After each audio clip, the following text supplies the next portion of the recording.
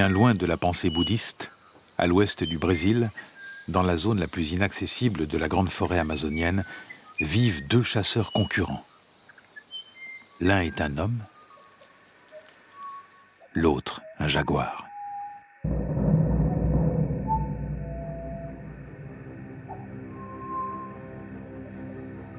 La forêt assure leur survie. Ils se partagent son territoire. Pour les Indiens Métis, le jaguar n'est pas un animal, mais un rival, traité d'égal à égal.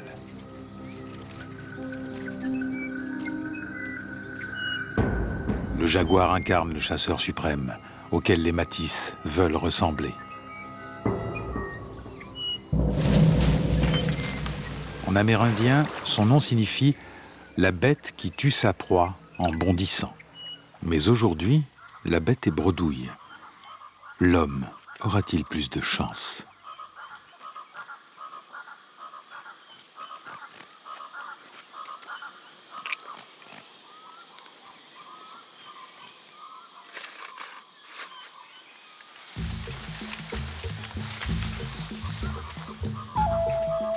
Comme le jaguar, les Métis traquent leur proie en solitaire.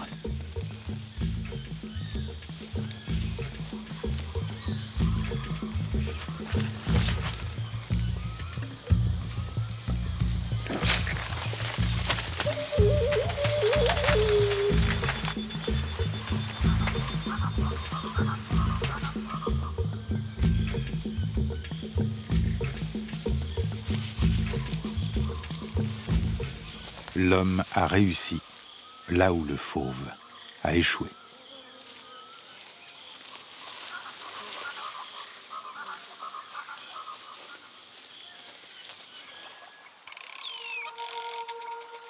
Le jaguar nage aussi bien qu'il grimpe aux arbres. Maître des éléments, il symbolise la vie, la mort et le monde des enfers. Toute la culture Métis repose sur ce légendaire prédateur. Censé dévorer la chair, mais aussi l'âme de ses victimes, il règne sur le monde des esprits et occupe depuis toujours une grande place dans la mythologie des Indiens. Pour eux, il n'existe pas de frontière très nette entre l'homme et l'animal. Chaque jour, les hommes se griment afin de s'approprier l'énergie du jaguar.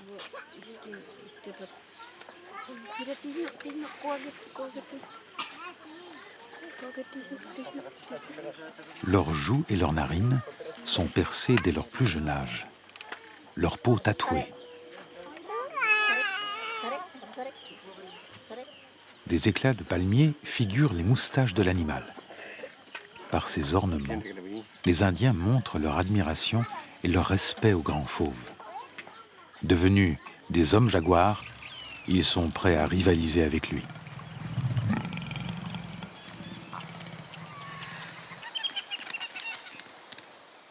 Un jaguar a tué un chasseur. Au village, les hommes se préparent aux représailles. Bientôt, ils partiront en forêt affronter le fauve responsable.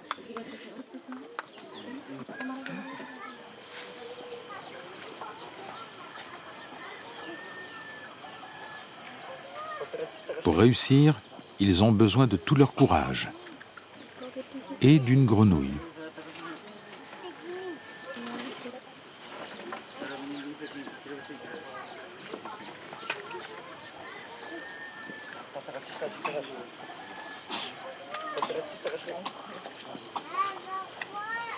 Les Métis prélèvent un peu du liquide toxique sécrété par la peau de la rainette. Il s'agit d'une sorte d'hallucinogène qui doit aiguiser leurs sens et les protéger. Cette opération est indolore pour l'animal qui sera bientôt relâché.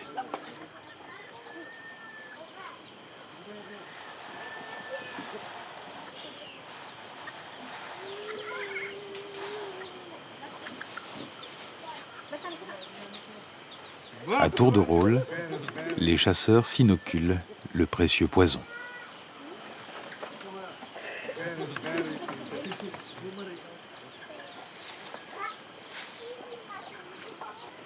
Dans un premier temps, il semble les tétaniser. Mais une fois assimilés par leur organisme, il va décupler leur force. D'habitude, le jaguar et l'homme s'évitent. Mais lorsqu'il s'agit de venger l'un des leurs, les Matisse sont prêts à faire face au grand fauve.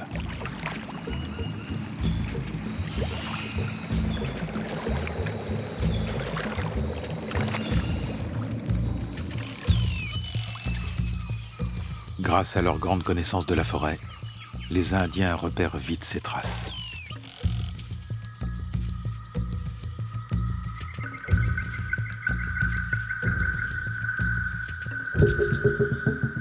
Le jaguar est tout proche.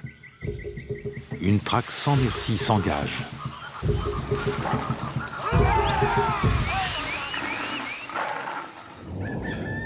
Justice est faite. Les chasseurs peuvent rentrer au village. La peau du coupable est mise à sécher au dehors, son crâne précieusement conservé. Même mort, l'animal reste auréolé d'un profond respect. Pour les Matisse, l'homme et le jaguar ne font qu'un.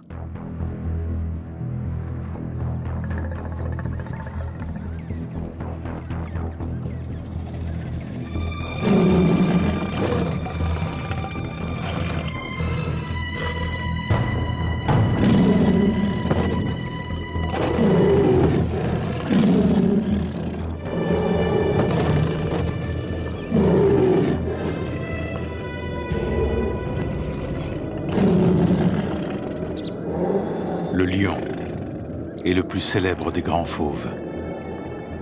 Sa renommée lui vient de l'immensité du territoire conquis à coups de griffes et de dents.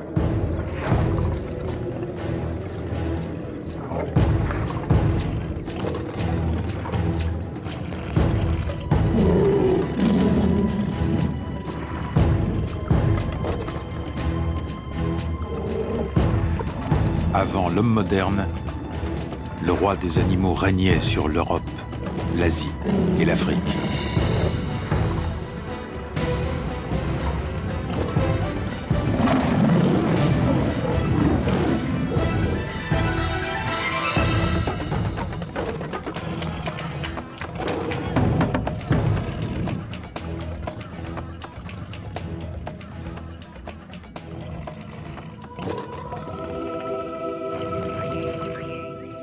Aujourd'hui, l'Afrique est son dernier refuge. À la frontière du Kenya et de la Tanzanie, il partage sa terre avec les Maasai. Un peuple de pasteurs nomades dont les troupeaux de bétail constituent le seul bien qu'ils doivent défendre contre l'appétit des grands fauves. Ici, entre l'homme et le lion, la concurrence est demeurée redoutable. À 8 ans, Oryou est déjà un héros parmi les siens.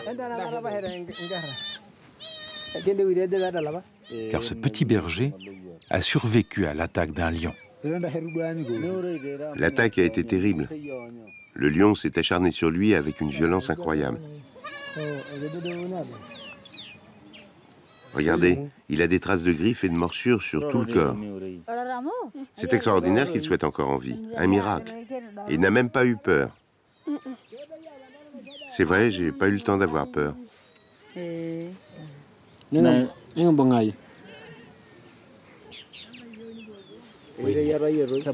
jeune garçon fait l'admiration et la fierté de tous. Ses blessures sont autant de gages de sa bravoure.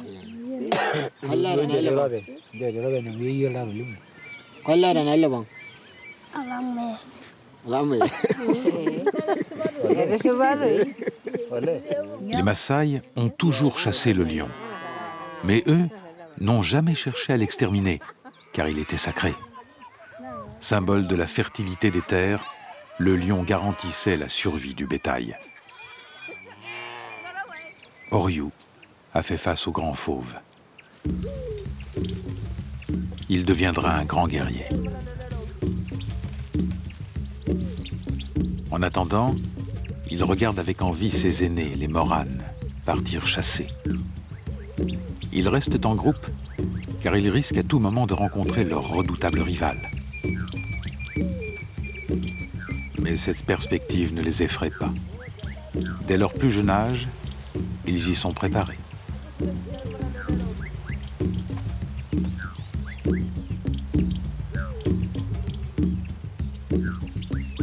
Certains de leurs proches ont été dévorés par lui. Et ils ont tous en mémoire les récits victorieux des valeureux combattants qui l'ont affronté. Il n'y a pas si longtemps, pour devenir un homme, les jeunes Maasai devaient tuer un lion lors d'une cérémonie initiatique. En cas de victoire, ils célébraient par des chants et des danses leur passage à l'âge adulte. Mais désormais, le lion est protégé. Officiellement, seuls subsistent les témoignages des anciens.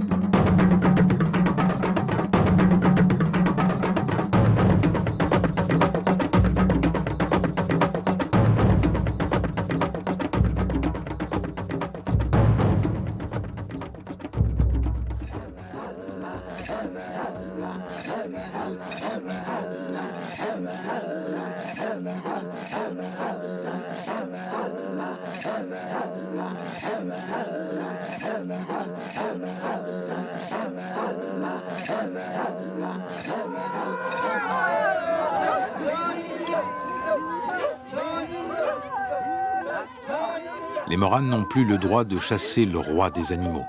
Pourtant, les crinières de lion qui ornent la tête de certains guerriers semblent très récentes.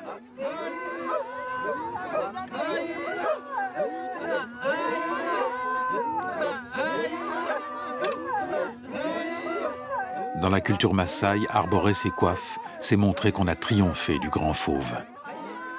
Preuve évidente que de nos jours, des affrontements ont toujours lieu.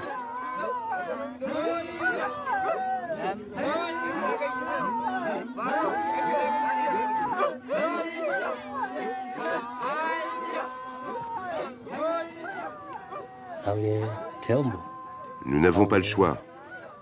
Nous devons nous défendre et protéger nos troupeaux. C'est notre survie qui est en jeu, et celle de nos enfants. Alors nous tuons des lions. Même si ce fauve représente un réel danger, les paroles d'Urga, le sorcier du village, résonnent comme un prétexte. Car pour son peuple, vaincre le lion est moins une nécessité vitale qu'un besoin culturel. Urga concocte donc régulièrement une précieuse potion destinée aux chasseurs.